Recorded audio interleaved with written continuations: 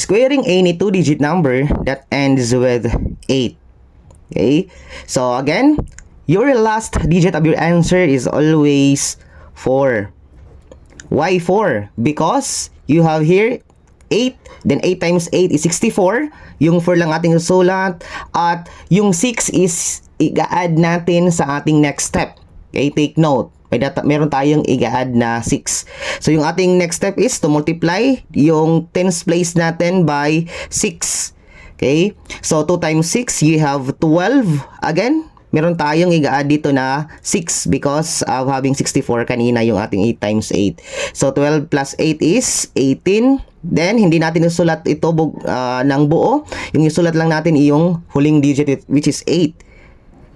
Yung 1 is carry ng ating last step. Yung last step natin is to multiply yung tens digit mo or tens place name mo by next number which is 3. So 2 times 3, that is 6. And remember, you have a carry here 1. That is the reason why the answer is 784 for our 28 squared. Next example, 38 squared. Again, automatic, you have 4 as the last digit of your answer. The next step is to multiply this one by 6.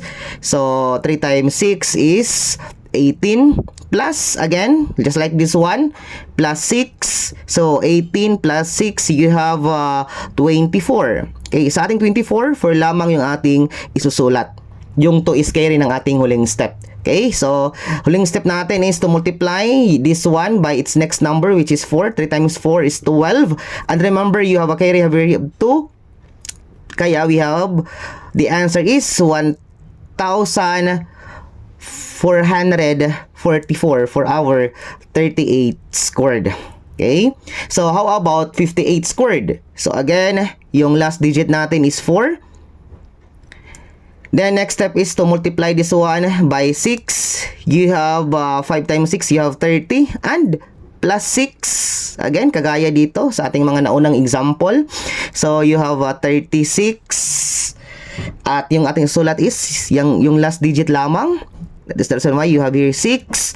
At yung 3 is carry ng ating huling step. Okay? Yung huling step natin is to multiply yung tens place natin by its next number which is 6. You have 30 plus 3. So that is the reason why you have 3,364 for our 58 squared. How about dito?